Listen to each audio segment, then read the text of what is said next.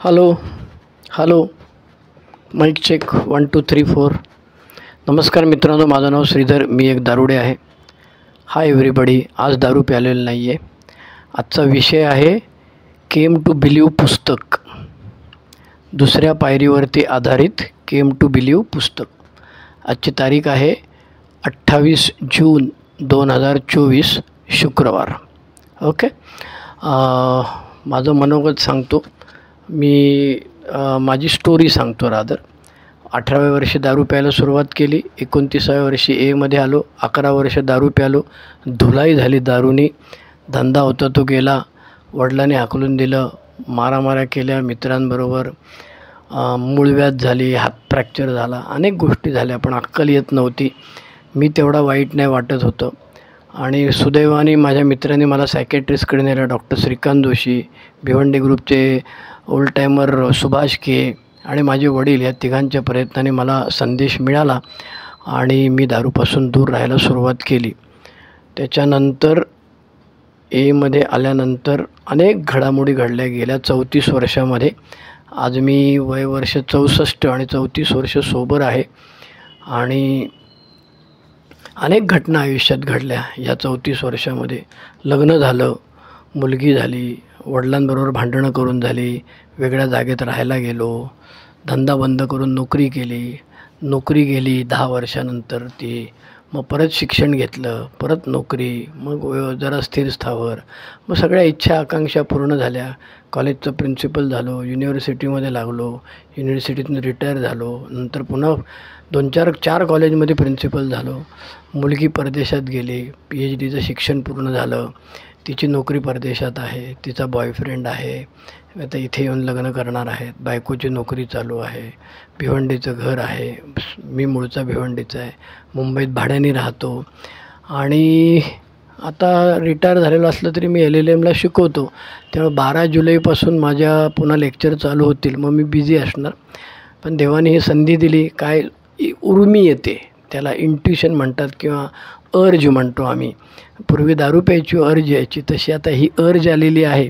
त्याच्यामुळे अल्कोहोलिक्स अनॉनिमसच्या सभासदांचा फायदा होण्यासाठी, सभासदांपर्यंत पोचण्यासाठी, सभासदांपर्यंत हे वाङ्मय साहित्य अल्कोहोलिक्स अनॉनिमसचं पोचलं पाहिजे. त्यांनी वाचलं तर त्याचा फायदा होईल. मी वाचलं, माझा कसा फायदा झाला ते सांगण्याचा प्रयत्न मी करणार आहे. हे पुस्तक जे आहे केम टू बिलीव्ह, त्याला पुस्तिका म्हणतात खरं तर. लिव्हिंग सोबर आणि केम टू बिलीव्ह ह्या 2 पुस्तिका याच्या परिभाषेमध्ये आहेत. हे पुस्तकाची किंमत सध्याची काय मला माहीत नाही बुवा. मराठीत भाषांतर झालेलं नाही. कधी होईल माहीत नाही. कोणी करायला घेतलं की नाही कल्पना नाही. सध्या माझ्या मित्राने तरी काय शक्य नाही. त्याच्यामुळे हे इंग्रजी पुस्तक आहे. तुमच्यापैकी ज्यांना इंग्रजी वाचता येतं त्यांनी जरूर हे पुस्तक विकत घ्यावं. आणि खूप छान पुस्तक आहे. त्या हे पुस्तक प्रकाशित जे झालेलं आहे ते 1973 साली झालेलं आहे. त्याच्यामुळे हे पुस्तक बिल डब्ल्यूनी लिहिलेलं नाही. त्याच्या आतल्या पानावरती लिहिलेलं आहे, व्यक्तिगत पातळीवर सभासदांनी अनुभवलेले आध्यात्मिक साहस, the spiritual adventure of as experienced by individual members. आता याच्यामध्ये प्रस्तावना आहे, फॉरवर्ड आहे. त्या प्रस्तावनेमध्ये त्या एडिटोरियल बोर्डने म्हटलेलं आहे की बिल 1971 साली वारले आणि 1973 साली हे पुस्तक प्रकाशित झालं. खरं तर हे पुस्तक प्रकाशित करण्यासाठी गेली 5 वर्षे आम्ही प्रयत्न करत आहोत. 5 years of preparation and earnest thought have gone into this booklet.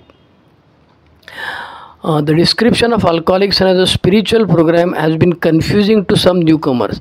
मध्ये आल्यानंतर आध्यात्मिक कार्यक्रम आहे असं बोंबलून सांगितलं जातं आणि नवीन आलेला माझ्यासारख्या सभासदाला चायले हे काय झंगाट आहे, गौड बंगाल हे कळत नाही. त्यात आणखी स्पिरिच्युअल म्हणजे आध्यात्मिक आणि रिलिजियस म्हणजे धार्मिक, ह्याचा आणखी गोंधळ होतो. पण सुदैवाने डॉक्टर बॉबने एका ग्रेपवाईनमधल्या आर्टिकलमध्ये सांगितलेलं आहे की we are not bound by theological doctrine. त्याच्यामुळे धर्माच्या कुठल्याही तत्वांनी आम्ही बांधलेलो नाहीत. मग आम्हाला हवा असलेला देव हा धर्मातला देव असण्यापेक्षा आम्ही अडचणीत आल्यानंतर आमची फाटल्यानंतर ज्याला हाक मारतो तो आमचा खऱ्या अर्थाने देव आहे. त्याच्यामुळे लहानपणापासून आपण ऐकलं बाप्पा कान कापेल, पण अल्कोहोलिक्स अनोनिमसला अभिप्रेत असलेला देव हा कानबिन कापणारा नसून हा मदत करणारा देव आहे. आणि त्या धर्माबद्दल न बोलता अध्यात्माबद्दल बोललं, प्रिन्सिपल्स सोलबद्दल बोललेलं आहे, स्पिरिटबद्दल बोललेलं आहे. आणि हे समजायला महाकर्म कठीण आहे. अल्कोहोलिक्स अनोनिमसमध्ये बिग बुकमधलं जे 4थं प्रकरण आहे आम्ही अज्ञेयवादी, ते बरंच कठीण आहे. कठीण इन द सेन्स आपण ज्या पद्धतीने जगलेलो आहोत त्याच्यापेक्षा इतर पद्धतीने जगलेली जी मंडळी आहेत त्यांनासुद्धा अल्कोहोलिक्स अनोनिमसमध्ये येण्यासाठी दरवाजा खुला ठेवण्यासाठी ही दुसरी पायरी. Came to believe that power greater than ourselves could restore us to sanity. म्हणजे आमचा विश्वास बसला की आमच्या महान शक्तीच आम्हाला सुरळीत करू शकेल किंवा आमचा विवेक परत आणून देऊ शकेल, आमचा मानसिक निरोगीपणा परत आणून देऊ शकेल, अशी आपण दुसऱ्या पायरीमध्ये म्हटलेलं आहे. तर दुसऱ्या पायरीतला शब्द आहेत केम टू बिलीव्ह, आमचा विश्वास बसला. ओके, मग हा विश्वास कसा बसला त्याच्या संदर्भात वेगवेगळ्या सभासदांचे हे अनुभव आहेत. ह्याच्यामध्ये एकंदरीत 10 प्रकरणं आहेत आणि प्रत्येक प्रकरणामध्ये 5-6 सभासदांनी अनुभव टाकलेले आहेत किंवा मला वाटतं त्यांनी बऱ्याच लोकांकडनं मागवलेले होते विषय आणि अनुभव, आणि त्यातले 76 अनुभव हे सिलेक्ट केलेले आहेत आणि ते 10 प्रकरणांमध्ये आहेत. आता या 10 प्रकरणांची जी नावं आहेत ती पण इंटरेस्टिंग आहेत, म्हणजे ती एरवी आपल्या डोक्याच्या पलीकडली आहेत असं म्हणता येईल. पहिला प्रकरण आहे स्पिरिच्युअल, म्हणजे नुसतंच आध्यात्मिक. दुसरं प्रकरण आहे स्पिरिच्युअल एक्सपिरियन्सेस, म्हणजे आध्यात्मिक अनुभव. तिसरं प्रकरण आहे त्याचं नाव आहे प्रार्थना. चौथं प्रकरण आहे त्याचं नाव आहे रिलीज फ्रॉम ऑब्सेशन, म्हणजे आसक्तीपासून मुक्ती. रिलीज फ्रॉम ऑब्सेशन, आसक्तीपासून मुक्ती, असं त्या चौथ्या प्रकरणाचं नाव आहे. 5वं प्रकरणाचं नाव आहे स्पिरिच्युअल अवेकनिंग, आध्यात्मिक जागृती, आपण ज्याला नेहमी एमध्ये चर्चा केली जातं. 6व्या प्रकरणाचं नाव आहे द सर्च, शोध. त्याच्यानंतर 7व्या प्रकरणाचं नाव आहे, मी पानं पलटतो एका बाजूला, स्पीकर हातात धरलेला आहे, कोइन्सिडन्स आणि योगायोग. हे मात्र छान मला आवडतं हे प्रकरण. त्याच्यानंतर 8वं प्रकरण आहे अ हायर पॉवर, उच्च शक्ती. आणि 9वं प्रकरण जे आहे ते 9वं प्रकरण स्पिरिच्युअल प्रोग्रेस, आध्यात्मिक प्रगती असं तो म्हणतो आहे. आणि 10वं प्रकरण आहे इन ऑल आवर अफेअर्स. बरोबर आहे, अशी 10 प्रकरणं या पानामध्ये आहेत. प्रत्येक प्रकरणाच्या आधी बिल डब्ल्यूचं एक कोटेशन आहे. उदाहरणार्थ पहिला जो नाही, मी ते जे वाचणार नाही आहे त्याच्याकडे जात नाही, त्याच्याऐवजी मी दुसरं प्रकरण जे आहे त्याचं टायटल आहे स्पिरिच्युअल एक्सपिरियन्सेस, म्हणजे आध्यात्मिक अनुभव. त्याच्यामध्ये इंग्रजीमधलं बिल डब्ल्यूचं वाक्य आहे ते मी गुगल लेन्सचा उपयोग करून ट्रान्सलेट करून घेतलेलं आहे, कारण ह्या पुस्तकावरती मी फारसं बोललेलं नाही आहे. ह्याच्यावरती बोललेलो आहे आपलं प्रकरण 4 जे आहे अज्ञेयवादी वगैरे, पण या पुस्तकावरती बोलायचा काही योग आलेला नव्हता, मला संधी मिळालेली नाही आहे. ते ही संधी मिळाली, देवाचे आभार मानतो की नव्याने त्याचा अभ्यास करायला मला मिळाला. आध्यात्मिक अनुभव. आणि बिल डब्ल्यूचं वाक्य असं आहे पान नंबर 7वरती, ज्यांच्याकडे इंग्रजी पुस्तक आहे आणि ज्यांना वाचायची इच्छा आहे त्यांनी जरूर वाचा, मी फक्त विश्लेषण करून हे सांगतो आहे. पान नंबर 7वरती लिहिले, it is certain that all recipients of spiritual experiences declare for their reality. The best evidence of that reality is in subsequent fruits. Those who receive these gifts of grace are very much changed people, almost invariably for the better. आणि त्याचं भाषांतर आहे, आध्यात्मिक अनुभव आलेले सर्वजण निश्चितपणे ते अनुभव खरे आहेत असे सांगतात. या अनुभवाचा खरेपणाचा उत्तम पुरावा म्हणजे त्यातून मिळालेली फळे होत. ज्यांना या कृपेची, आध्यात्मिक अनुभवाची भेट मिळते त्यांच्यात नेहमीच चांगला बदल झालेले आहेत. आता प्रत्येक प्रकरणाच्या पुढे जे बिल डब्ल्यूचं कोटेशन दिलेलं आहे तर ते फार कठीण आहे बुवा. म्हणजे हे 10व्या पायरीचं जे कोटेशन आहे बिल डब्ल्यूचं दिलेलं इन ऑल आवर अफेअर्स, ते तर त्याच्यामध्ये फुलस्टॉप नाहीच. 1 2 3 4 5 6 7 8 9 10 11 12 13 14 15 16 17 18 ओळींचा हा परिच्छेद आहे आणि पान नंबर 105 वर आहे. तो एवढा मोठा परिच्छेद आहे की तो वाचतानाच दम लागतो. त्याचं भाषांतर करताना आणखी धुलाई झाली माझी. पण एनीहाऊ या 10 प्रकरणापैकी एक साधारण 3 ते 4 प्रकरणांच्या बद्दल मी बोलणार आहे. सगळ्या प्रकरणांबद्दल बोलणं कठीण आहे 40 मिनटाच्या शेअरिंगमध्ये, पण मी प्रयत्न करतो आहे.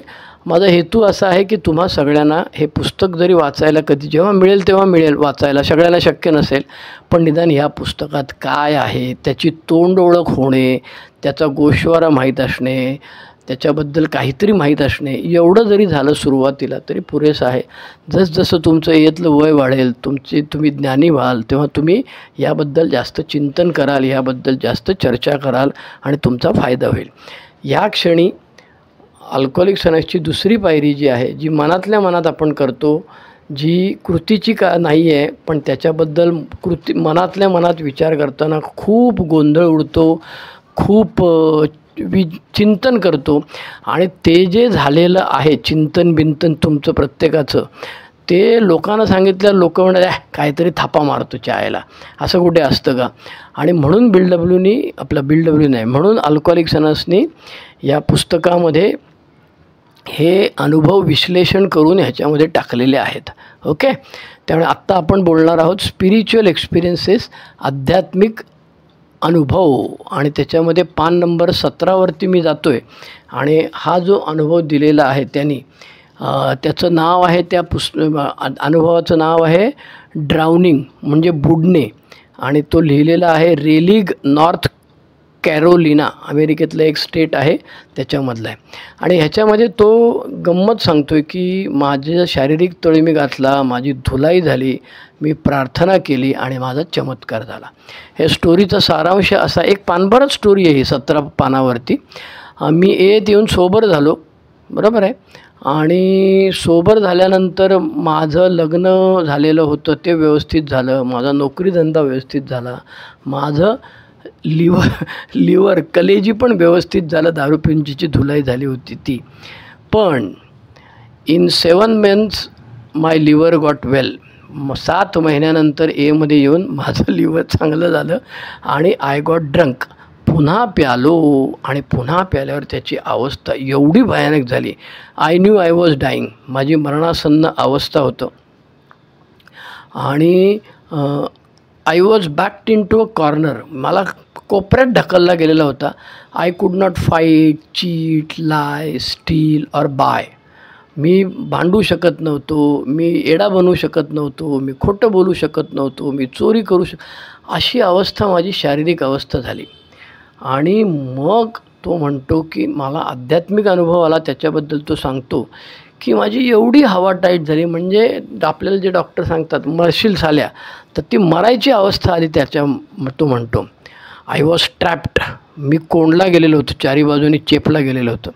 आणि पुढे त्याचं वर्णन त्यांनी केलेलं आहे त्या सभासदांनी. For the first time in my life I uttered a sincere prayer, God please help me.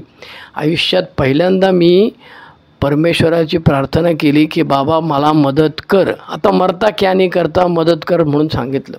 आणि तो म्हणतो की इमिजिएटली आय बिकेम काम अँड रिलॅक्स.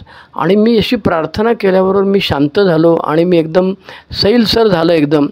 आणि तो म्हणतो there was no flash of lightning or clap or thunder, not even a still small voice. आणि बिलडब्ल्यूने ज्याचं वर्णन केलं आहे की प्रकाश दिसला आणि वारा आला आणि मग गडगडाट झाला किंवा शांतता मिळाली किंवा बारीक आवाजात कोणतं, असलं काहीच झालेलं नव्हतं. त्याच्यामुळे तो म्हणतो की मला भीती वाटायला लागली, माझी हवा टाईट झाली. काय झालं ते मला कळलं नाही, पण मी झोपी गेलो आणि सकाळी जेव्हा उठलो तेव्हा माझ्यात काहीतरी बदल झालेला होता. आता मग बोलतो आहे स्पिरिच्युअल एक्सपिरियन्स, आध्यात्मिक अनुभवाबद्दल बोलतो आहे. आणि तो म्हणतो मरता मरता वाचलेलो मला असं वाटलं की अरे आपल्या बायकोला हा अनुभव सांगितला पाहिजे. आणि मी चक्क लगेच एक कागद पेन घेतला आणि हा सगळा अनुभव लिहून काढला. आणि त्याचं वर्णन तो करतो, just like a drowning man who fights his rescuer, तो बुडत असलेला माणूस तो जो वाचवायला येतो त्याच्याच गळ्यात पडतो, तसा म्हणाले मी परमेश्वराच्या गळ्यात पाडलो. आणि spiritual experience I think is that God does for a man when the man is completely helpless to do it for himself. जेव्हा माणूस स्वतः काहीही करू शकत नाही तेव्हा जे काय होतं त्याला आध्यात्मिक अनुभव म्हणता येतं. व्हरायटीज ऑफ रिलिजियस एक्सपिरियन्सेस नावाचं विल्यम जेम्सचं पुस्तक आहे, ज्याच्यामध्ये त्यांनी कन्व्हर्शन म्हणजे होणारा बदल ह्याच्याबद्दल असंख्य सभासदांचे अनुभव आणि विश्लेषण दिलेलं आहे 18व्या शतकातलं. ते एबीनी बिल डब्ल्यूला तो फ्लॅश झाल्यानंतर दुसऱ्या दिवशी आणून दिलं होतं. रोलँड एचला डॉक्टर कार्ल युंगनी सांगितलेलं होतं की अरे बाबा तू धर्मात जा याचं कारण आध्यात्मिक बदल होण्यासाठी, कन्व्हर्शन होण्यासाठी. आणि ह्या पुस्तकामध्ये असे असंख्य अनुभव आहेत. त्यातला एक आपण बघितला स्पिरिच्युअल एक्सपिरियन्स. तो माणूस मरता मरता वाचलेला आणि त्याने शेवटी प्रार्थना केलेली आहे, एची प्रार्थना साधी आपली, हे परमेश्वरा वाचव मला, आणि तो वाचला आणि तो छानपैकी आता आयुष्य जगतोय आणि हे त्यांनी लिहून दिलेलं आहे. आता हे झालं दुसऱ्या प्रकरणातलं. आता आपण जाऊ तिसऱ्या प्रकरणामध्ये. तिसऱ्या प्रकरणाचं नाव आहे प्रार्थना, आणि त्याचं जे कोटेशन आहे त्याच्यामध्ये तो म्हणतो, बिल डब्ल्यू म्हणतो आहे 12 स्टेप 12 ट्रॅडिशनमधलं पान 104 वरचा हा उतार आहे. एमध्ये आम्हाला आढळले की प्रार्थनेचे खरे चांगले परिणाम हे प्रश्न विचारण्याच्या किंवा शंका घेण्याच्या पलीकडले असतात. ते परिणाम ज्ञान आणि अनुभवाच्या गोष्टी आहेत. सातत्याने प्रार्थना करणाऱ्यांना स्वतःपेक्षा जास्त सामर्थ्य प्राप्त झालेले आहे. त्यांना त्यांच्या क्षमतेपेक्षा जास्त शहाणपणा आलेला आहे. कठीण परिस्थितीतही खंबीरपणे उभे राहण्यासाठी त्यांना अधिकाधिक मनःशांती मिळालेली आहे.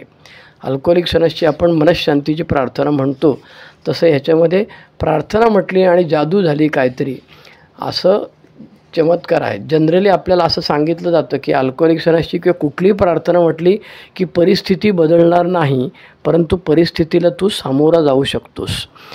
ज्या परिस्थितीला तोंड द्यायला माझी हवा टाईट होती, मला दारू लागायची, त्याच परिस्थितीला मी प्रार्थना म्हटल्याने सामोरं जातो. आता पान नंबर 24 वरती एक ह्याचा अनुभव दिलेला आहे. तो सभासद जो आहे ती बाई आहे, लेडी अल्कोहोलिक आहे आणि ती नास्तिक आहे, देवावर विश्वास नाही आहे तिचा. त्याच्यामुळे त्या प्रकरणात पान number 24 a small white card. When I came to A I was self ordained atheist. मी जेव्हा एमध्ये आली तेव्हा मी नास्तिक होते किंवा अज्ञेयवादी होते, आणि अल्कोहोलिक्स अनोनिमसमध्ये मी टिकले. I didn't realise it later. 2 angels came carrying a little message. 2 देवदूत अल्कोहोलिक्स अनोनिमसचे सभासद माझ्या घरी आले आणि त्यांनी मला अल्कोहोलिक्स अनोनिमसचा निरोप दिला. आणि काय झालं माहीत नाही मला. ते आल्यानंतर ज्यांनी त्यातला जो माझा स्पॉन्सर झाला त्यांनी मला सांगितलं की अशी अशी अल्कोहोलिक्स अनोनिमस आहे. आणि मी जेव्हा सांगितलं की अरे बाबा मी तुमच्यात नाही येऊ शकत कारण माझा देवावर विश्वास नाही, तर my sponsor laughed when I denied that I had prayed for help. तर म्हणाला की स्पॉन्सर म्हणाला, हसला तो, मी कधीच प्रार्थना केलेली नाही आहे. त्याच्यामुळे in a state more like a rigor mortis than an acute hangover, I was taken to my first AA meeting.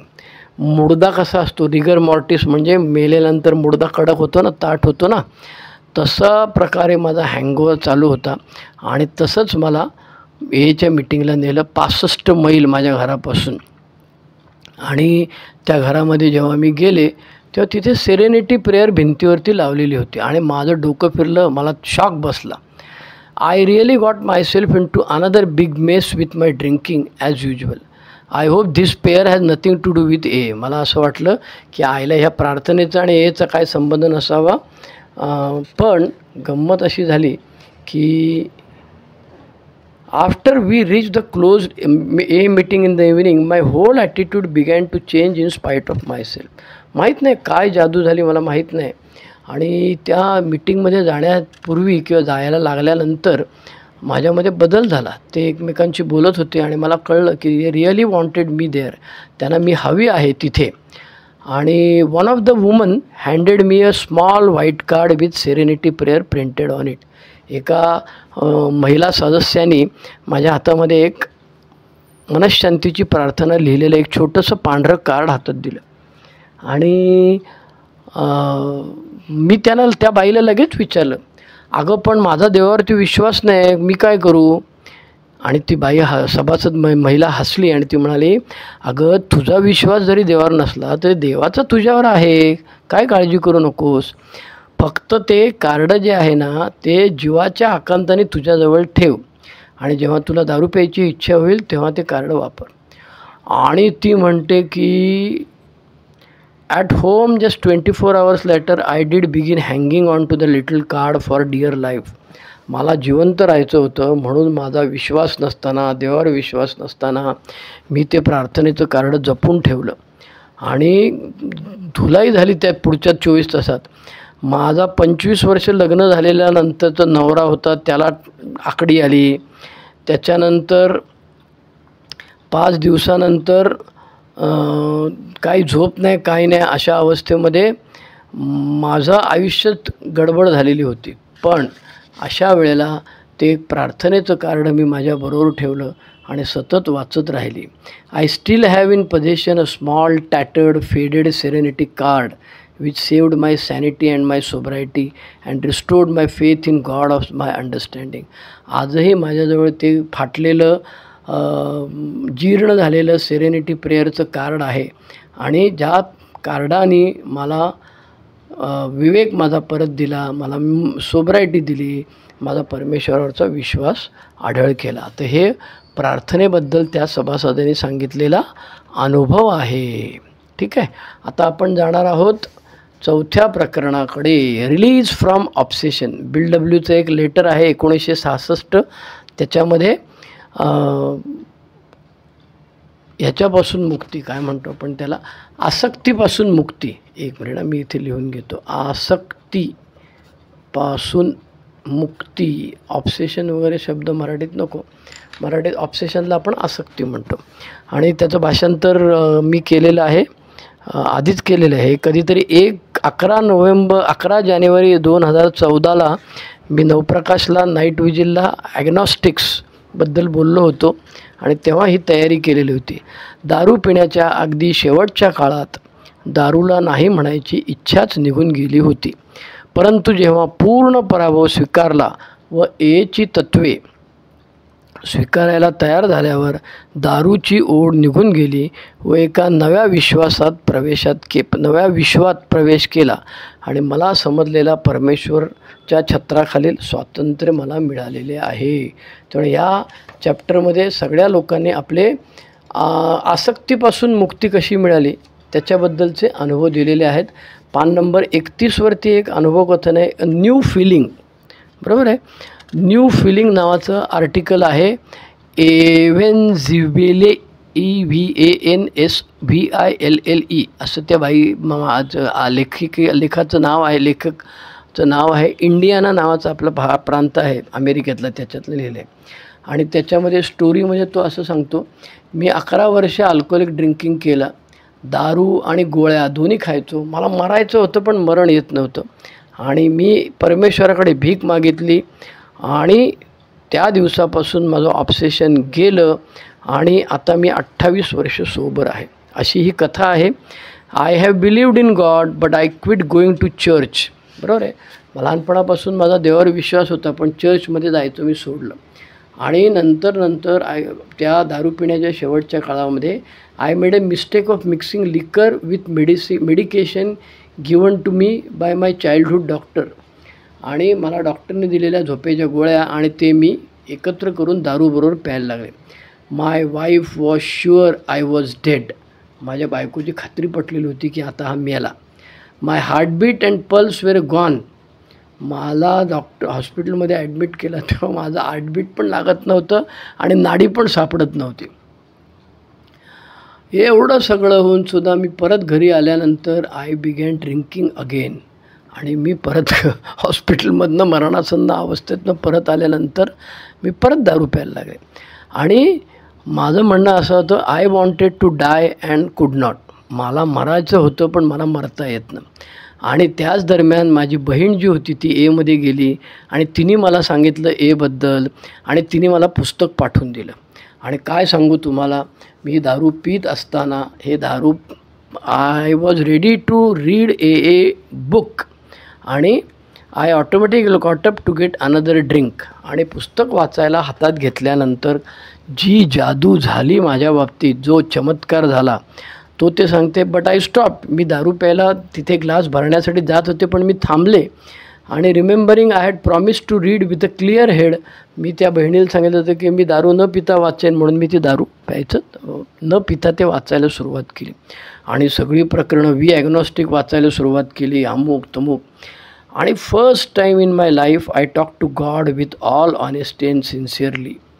Dear God, if you will listen to me as I am, as you know, absolutely no good to my family, friends and myself. This liquor had beaten me down to the ground and I am unable to do anything. Now if you will let me get a night's rest without the drink. आणि पहिल्यांदा मी परमेश्वरानं प्रार्थना केली की हे परमेश्वरा, तुला तर माहिती ना रे बाबा, माझी धुलाई झालेली आहे, माझी वाट लागलेली आहे आणि मी कोणाच्याही उपयोगाचं नाही आहे. पण तुझी इच्छा असेल तर यातच मुक्त कर आणि मला शांत झोप दे. दारू गोळ्या बिळ्या ह्या सगळ्यातून काही नको. आणि मी चक्क झोपले म्हणते. आणि दुसऱ्या दिवशी सकाळी उठल्यानंतर मी नेहमीप्रमाणे दारूकडे गेली नाही.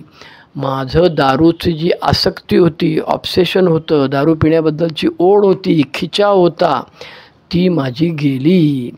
आणि ती म्हणते आय वॉज 43 देन, तेव्हा मी 43 वर्षाची होती. अँड आय एम नाव 71. आत्ता मी 71 वर्षाची आहे. म्हणजे ही महिला 28 वर्ष सोबर आहे. आणि तिने तिचा जो अनुभव सांगितला, पुस्तक वाचायला घेतलं आणि माझं ऑब्सेशन गेलं. आपलं हे जे प्रकरण होतं रिलीज फ्रॉम ऑब्सेशन, त्याच्यावरती मी हे वाचून दाखवलं. आता आपण जाणार आहोत प्रकरण 7, योगायोग, कोइन्सिडन्स. आपल्यापेक्षा उच्च शक्तीवर विश्वास आणि त्या शक्तीचे चमत्कारी प्रात्यक्षिक माणसाच्या आयुष्यात दिसते आणि ते माणसा इतके जुने सत्य आहे. बिल डब्ल्यूचं बिग बुकमधलं वाक्य, पान number 55. Faith in a power greater than ourselves and miraculous demonstrations of that power in human lives are the fact as old as man himself. म्हणजे हे जे चमत्कार होतात, योगायोग होतात, ते माणसा एवढेच जुने आहेत. आता ह्याच्यामधलं मी पान नंबर 73वरचं एक आर्टिकल जे आहे त्याचा गोषवारा तुम्हाला सांगतो. आर्टिकलचं नाव आहे मॅथमॅटिकल मिरॅकल, पान नंबर 73. आणि हे लिहिलेलं आहे शिकागो, इलिनोसिस. आता हे शिकागो मला वाटतं काय गावाचं नाव आहे आणि इलिनोसिस प्रांताचं नाव आहे. त्या सभासदाचं काय नाव लिहिलेलं नाही. आणि त्याच्यामध्ये त्या सभासदांनी छान आयडिया सांगितलेली आहे किंवा अनुभव सांगितलेला आहे की तो दारू प्यायला जातो आणि त्याला वेटर सांगतो, ए गधड्या, तुझं शेअरिंग ऐकून मी सोबत झालो आणि तू कुठे आला इथे प्यायला. ती स्टोरी तो सांगतो आहे. A man in small Wisconsin city had been on the program for about 3 years. Okay. एक सभासद 3 वर्ष झाले दारूपासून दूर होता आणि तो सोबरिटी अनुभवत होता. पण तो जो माणूस होता ती स्टोरी सांगतो तो विन्कोसिन. पण माझं बॅड लक, मी ज्या नोकरीत काम करत होतो ती नोकरी विकली गेली, माझी नोकरी गेली आणि मला दुसऱ्या शहरात जायला लागलं आणि मी बराच स्ट्रगल केला आणि माझी बायकोला हॉस्पिटलमध्ये जावं लागलं, सर्जरी करावी लागली, माझ्या कंपनीचा इन्शुरन्स नव्हता. अशा अनेक गोष्टी त्या दिवसामध्ये माझ्या बाबतीत झालेल्या होत्या. It was Friday night and the bars were filled with singing crowd. आणि मला दारू प्यायची होती म्हणून मी त्या बारमध्ये घुसलो. शुक्रवारची रात्र होती आणि फुल गर्दी होती. तरी पण बेसमेंटच्या बारमध्ये मी घुसलो आणि तो बारटेंडरला सांगितलं, आण बाबा दारू. तो बारटेंडर दारू घेऊन आला, त्याने टेबलवर ठेवली, त्याने दारू ग्लासात ओतली आणि हळूच तो त्याच्याजवळ आला आणि तो म्हणतो, ही लीन्ड ओव्हर, तो वाकला आणि said in a low tone, हळूच आवाजात तो बोलला, I was in Milwaukee about 4 months ago. Milwaukee नावाच्या ठिकाणी मी 4 महिन्यापूर्वी होतो आणि एके रात्री मी एक मीटिंग अटेंड केली. त्या मीटिंगच्या प्लॅटफॉर्मवरती तू अल्कोहोलिक्स अनोनिमसचं अनुभव कथन करत होता ते मी ऐकलं. फायनेस्ट ए मला ऐकलेली सगळ्यात चांगली स्टोरी तू त्या दिवशी सांगितलेली होतीस. आणि the bartender turned and walk to the end of the bar. एवढं सांगून तो बार टेंडर किंवा वेटर जो होता तो निघून गेला आणि माझी ट्यूबलाईट पेटली की आता दारू प्यायची गरज नाही, उठा इथून. आणि मग तो तिथून उठला आणि स्लीपपासून तो वाचला. त्यामुळे कोइन्सिडन्स आहे ना. आता हा ज्या बारमध्ये गेला, एवढी गर्दी होती, तोच बार वेटर त्याच्या वाट्याला कसा आला वगैरे वगैरे अशी असंख्य गोष्टी आहेत. परंतु ह्या सगळ्या गोष्टी अल्कोहोलिक्स अनोनिमसमध्ये आल्यानंतर आपण त्याला योगायोग ह्या सदरात काढतो. जादू, चमत्कार, अचानक काहीतरी झालं वगैरे सगळं मान्य आहे, पण त्याच्यामागे परमेश्वराची योजना आहे आणि आपण त्याला योगायोग ह्याच्या व्यतिरिक्त काहीच म्हणू शकत नाही. आपल्या प्रत्येकाने स्वतःच्या अनुभवामध्ये बऱ्याच गोष्टी अनुभवलेल्या आहेत की ज्याच्या बाबतीमध्ये तो आध्यात्मिक अनुभव आहे, तो प्रत्येकाचा वेगवेगळा आहे. माझ्या मुलगी आजारी होती, मी 3 वर्ष वेगळ्या प्रकारचे डॉक्टर केले. ॲलोपॅथीवाल्या सगळ्या डॉक्टरांचे मी रिपोर्ट बनवले, त्याचा कम्प्युटराइज डेटा बनवला आणि त्या डॉक्टरांकडे गेलो. आठवले डॉक्टर म्हणून होते, सायन हॉस्पिटलचे मोठे डॉक्टर होते. ते म्हणाले, अहो तुमच्या मुलीला तुम्ही सगळी तर औषधं दिली, आता मी काय देऊ? आणि म्हणाले त्यांनी होमिओपॅथी औषध दिलं. मग नंतर मी माझ्या भिवंडीच्या मेडिकल स्टोअरमध्ये मित्राच्या गेल्यानंतर तिथला होमिओपॅथी डॉक्टर होता आणि त्या माझ्या मित्राला मला सांगितलं, अरे नाहीतरी काय होतच नाही ना ॲलोपॅथीचा परिणाम, मग ह्याला तरी विचार. मी त्याला विचारलं, तो डॉक्टर लगेच म्हणाला चल माझ्याबरोबर. त्याच्याच स्कूटरवर बसून मी माझ्या घरी गेलो. माझ्या पोरीला त्याने तपासलं आणि जादू झाली. माझी पोरगी काहीतरी गुड नाईट मॅट खाल्लेलं का काय, 2 वर्षाची पोरगी, 1.5 वर्षाची, आईचं दूध तोडायला लागलं, दुसरं दूध लावायला लागलं, सारखं हॉस्पिटलमध्ये जायचो आणि जादू झाली. तो डॉक्टर देवासारखा माणूस आम्हाला भेटला आणि माझ्या बाबतीत चमत्कार झाला. त्याच्यानंतर माझं लग्न झालं तेव्हा मी माझ्या बायकोला सांगितलेलं होतं, होणाऱ्या बायकोला, की मी दारू पितो, मी दारू पीत असे, मी याचा सभासद आहे आणि आता त्याच्यातून मी बाहेर पडलेलो आहे, मला परत दारू प्यायची नाही. आईला माझ्या स्पॉन्सरने सांगितलं होतं, हे असं सांगून कुठे आईला ऐकतं का कोणी? बाई कोणती पोरगी ऐकणार? आणि माझ्या बायकोने हाकलून दिला मला 8 दिवसांनी निरोप पाठवून. आणि नंतर पुन्हा महिन्याभराने तिनेच बोलवलं. ती म्हणाले, अरे लग्नाच्या बाजारात सगळेच खोटं बोलतात रे, तू निदान एवढं तरी खरं बोलतं की आपले पास कुछ नाही, चल आपण दोघं मिळून आयुष्य नवीन सुरू करूया. आमचं लग्न झालं, आता माझ्या लग्नाला 35 वर्ष झाली, मुलगी आहे, सगळं व्यवस्थित चाललेलं आहे. आणखी अनुभव, मी भिवंडी सोडून माझी नोकरी गेली.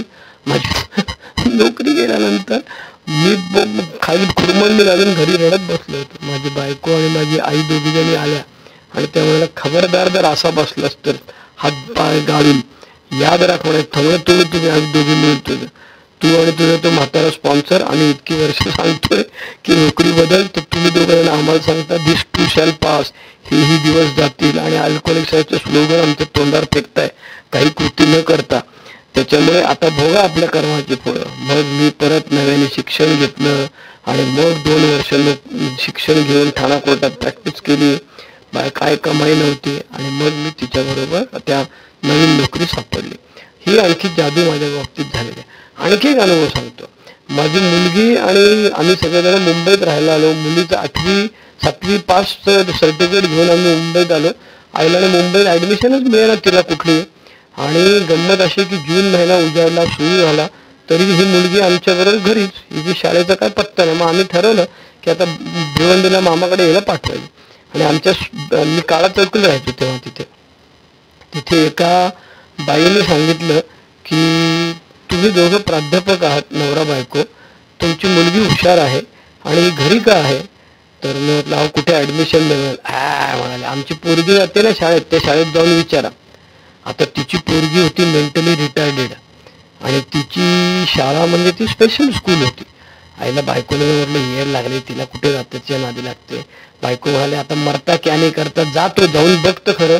आणि खरंच आम्ही त्या क्लेअर रोडच्या भायखळ्याच्या शाळेमध्ये मी आणि पोरगी गेलो आणि सर्टिफिकेट घेतलं, त्याचं लिव्हिंग सर्टिफिकेट घेऊन गेलो.